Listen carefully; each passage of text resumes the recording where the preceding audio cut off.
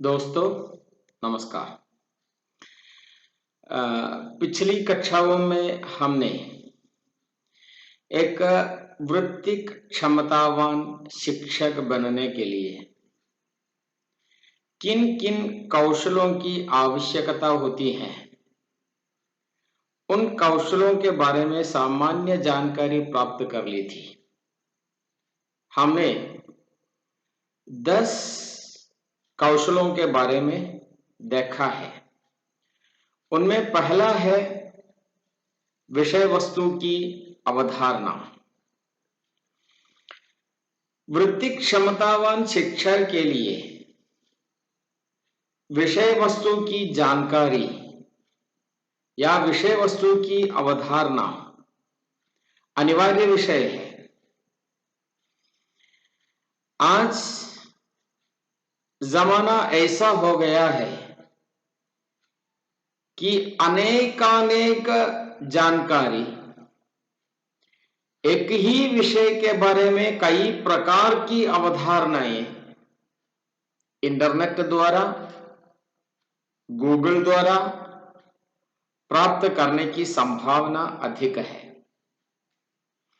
इस अवसर पर यदि हम माने एक अध्यापक अपने विषय में प्रवीण नहीं बन पाया,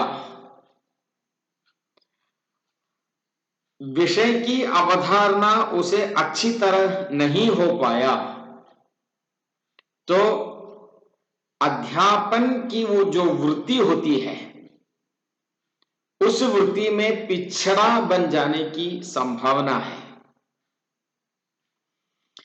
शिक्षण का उद्देश्य क्या है? शिक्षण का लक्ष्य क्या है?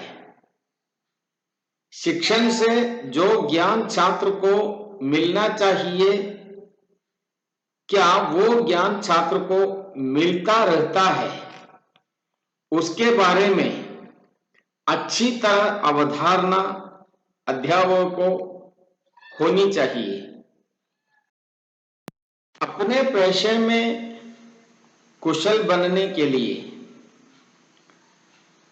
पेशे में जानकारी अनिवार्य विषय है।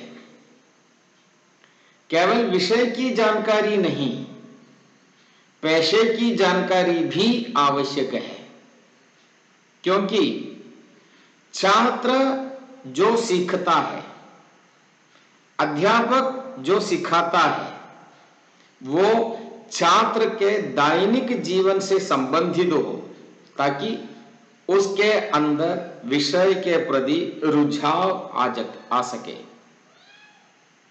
यह अनिवार्य विषय है कि छात्र को उसे सीखकर अपने आगे के जीवन में कोई प्रयोजन हो। यहां वास्तव में शिक्षक का काम एक चालक का काम है।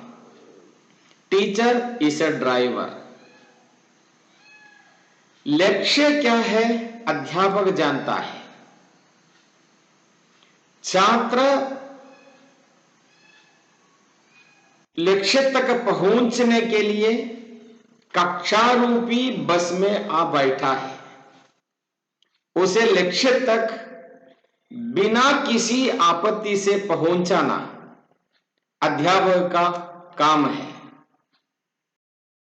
जो अध्यापक इस काम में असफल बन जाएगा, वो अपने मार्ग से स्वयं ही हट जाएगा। हां, हमने कहा छात्र को अपने जीवन में उसे सीखकर कोई ना कोई प्रयोजन होना चाहिए, आगे के जीवन में भी प्रयोजन होना चाहिए। अध्यापक को यह भी जानकारी होना चाहिए कि वो उसे क्यों सिखाता है। निर्दिष्ट विषय छात्र को क्यों सिखाता है, छात्र के आगे के जीवन में निर्दिष्ट विषय से क्या प्रभाव पड़ता है।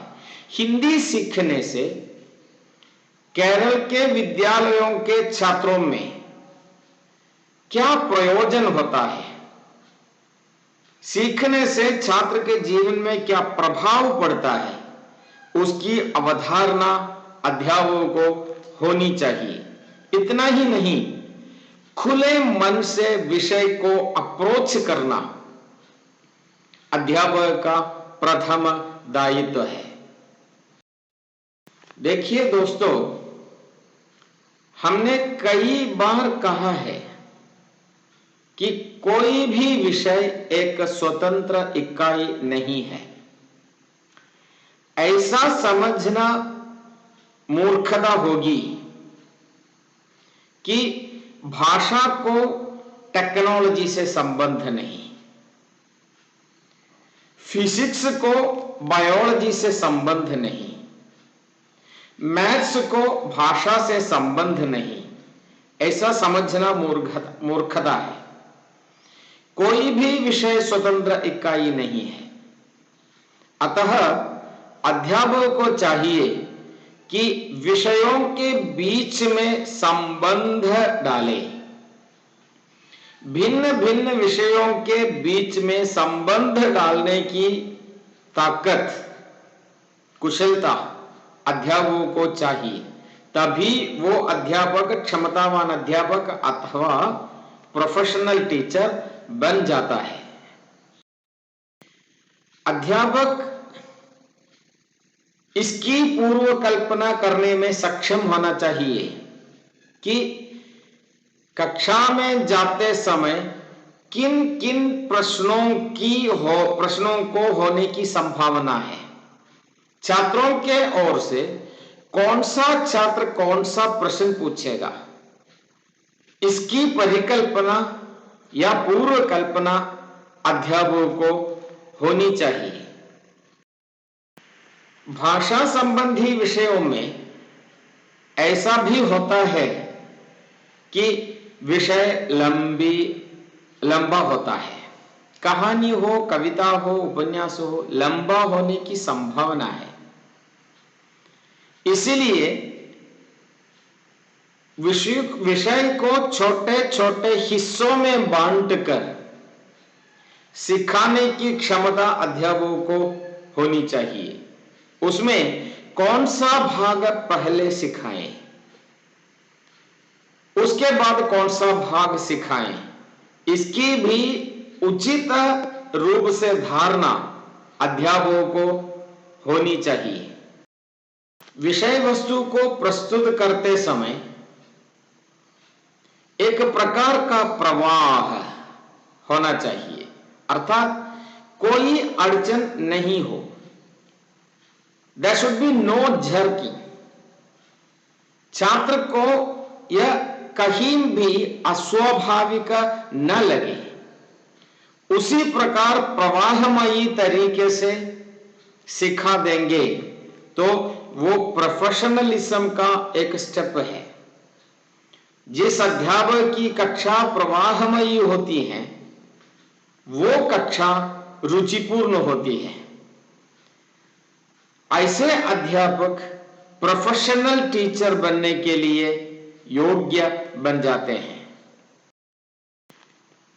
विषय वस्तु की अवधारणा दो प्रकार के होते हैं, आशयपरक अवधारणा, भाषापरक अवधारणा।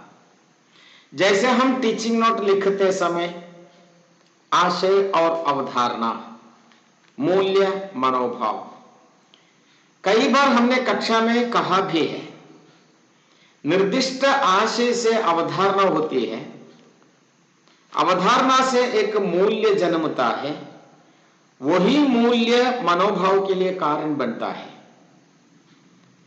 तो भाषा अध्यापक होने के नाते हमारे सामने दो प्रकार की अवधारणाएं होती है। विषय का आशय,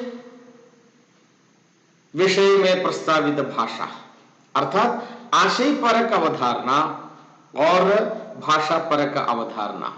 इन दोनों अवधारणाओं के बारे में हम अगली कक्षा में चर्चा करेंगे।